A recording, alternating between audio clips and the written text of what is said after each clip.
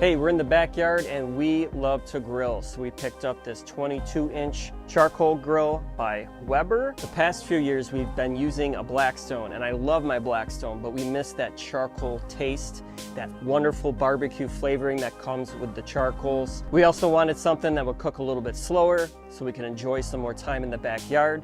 So that's why we picked this up. This has solid construction. It's got a really nice finish on it. This has a nice lid that goes on top, and there's also a vent. Just be careful this gets hot. There's a vent depending on how much smoke you want to let out. I love that I can set the lid right on the grill itself.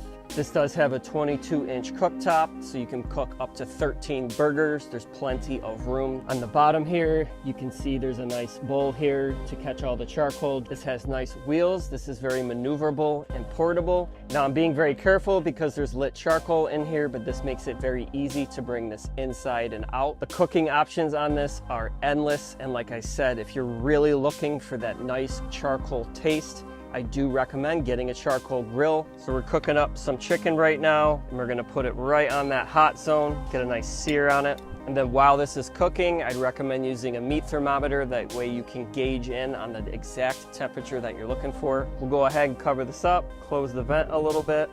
Like I said, this will get hot, be very careful. We've been using this for a couple months now. I'm happy with the construction of this. This is held up. Be careful when you're using this because the top will get hot. The handle on the top and the side, they have a nice protective coating. That way you can grab them without burning your hand. All right, we've been grilling for about 20 minutes. That nice charcoal ambient smell is in the air and I love that. Let's get a closer look of the chicken. This one's already cooked, so we moved it off to the cooler zone.